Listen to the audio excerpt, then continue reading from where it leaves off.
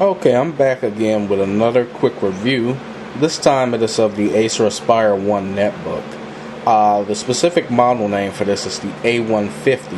And what that means is basically you get Windows XP Service Pack 3, you get the 1.6 gigahertz Intel Atom processor, you also get a gigabyte of RAM and a 120 gigabyte hard drive. There's two other models basically. There's the lower model, which I forgot the model name, which comes with Linux, a solid state hard drive, and 512 megabytes of RAM. And then there's an upper model, which I've also forgotten the model name, which basically the only difference is that you get a bigger hard drive, 160 gigabyte drive, and you also get a 6-cell battery. This model comes with the 3-cell battery. This is the second battery I have of it. I just got this one extra. And basically this battery is good for about 2.5 hours of internet browsing when fully charged. And when just typing in Microsoft Word, you can get up to 3 hours with the display brightness at its lowest setting, of course. As you can see right now, this is pretty much how it looks. This is Windows XP. You really can't tell by looking at it from my camera, but if you have the chance, go into Walmart, Best Buy, whatever electronics store you know of. I'm pretty sure they have a display model just waiting there. That's the only way you can really gauge if you're going to be happy with this or not. First, when I heard about netbooks about a year ago, I didn't think I would be, a candidate for one. But after using it in the store and having to lug around expensive laptops, worrying about, am I going to scratch it, and am I going to lose it, am I going to lose a lot of money because I do something to it? So basically, I decided to get a netbook.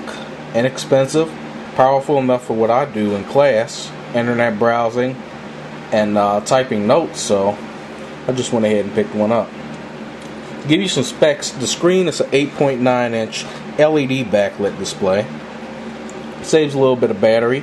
It has 1024 by 600 display resolution, which is okay, but for something this small, it looks almost high def, although it's not. Videos play pretty good on here, even though it's a pretty low powered processor. I didn't notice any real stuttering or anything in the video when I would watch videos from YouTube or Hulu. I could watch those in HD and not have a problem. There's also a 1.3 megapixel webcam on top of that screen, along with a microphone. As for typing on it, it's not that difficult. I have pretty large hands. It's a 3/4 keyboard, so basically smaller than a normal keyboard by about 25%, but it's still easy to type on. The touchpad is also easy to use. Even though it's small, the sensitivity of the cursor is set so high from the factory that you can do everything you want with the cursor. One nice thing, even though I can't show it to you right now, is it has multi-touches. So it's an Synapses touchpad. You can do gestures like scroll up and down through web pages, spin images, squeeze out to enlarge, squeeze in to decrease. I found that pretty nice, especially since this thing is so small. I can just scroll. I mostly use that option. I've gone through the specs. Let me show you some of the ports on this thing. There's a power port standard, VGA, there's Ethernet, there's a USB 2.0. There's actually 3 total on here. It's just one on the left side. This SD card slot is basically only an expansion slot for your hard drive. Basically, if you had the solid state model with only 4 gigabytes, you could expand it. There are 2 stereo speakers on the bottom of this ear inlet bottom. They're hidden. I would like to show you how they sound, but since YouTube is so funny about copyrights and music, even playing a 10-second clip, unfortunately I can't show you that. There is a microphone in and a headphone out. There's the other USB ports. You also get a 5-in-1 card reader, and you also get a locking port. As for the weight, with the 3-cell battery, like I showed you earlier, it's 2.5 pounds, and it doesn't feel like anything in my hand. In fact, it's light and it's small enough to be picked up by one hand. I mean, it's very light, it's easy to take around. Battery life is reasonable. I mean, it's a very good computer for somebody who already has a full computer, because one thing about this is it lacks an optical drive, and it's not very powerful for running games or any other high intensive applications. Basically, this should only be used for quick internet browsing, checking your email, taking notes in class, and things along that line. This should not be your power PC or your primary PC. Basically, you need to have a desktop or a laptop.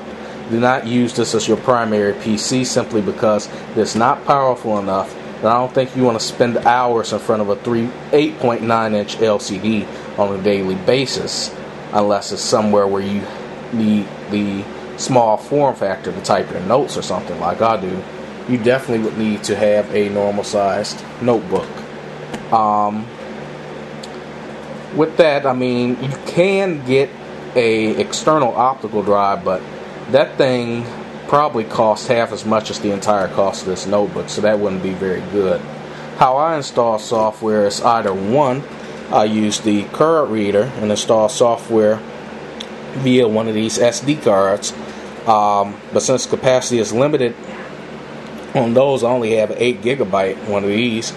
I can also hook this up to my 500 gigabyte hard drive and upload all of my music, my pictures, and my videos on this.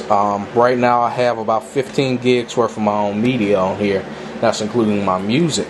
Most of that is my music. I mean, it holds a lot. It's easy to carry around. It's powerful enough for everyday tasks. A nice little thing it comes with is this nice little leather carrying case.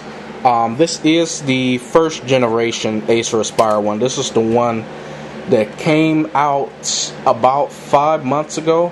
So I got the first one. I heard that they upgraded the case to have a little strap over it locking this in, because this is just a holder, but it's still pretty nice for the price. I basically paid about $350 for this. I believe the price now is about $375, but that's still a great value when you compare it to like EEPCs and the MSI Win, which base about $400 and go all the way up to $600. I don't believe you should pay that much for a netbook, so if you're in the market for a netbook, definitely look up the Acer Aspire 1. I think it's pretty good, and I think you would think it's pretty good too. If you have any questions or comments about this netbook or anything else in this video, just leave me a comment at the bottom.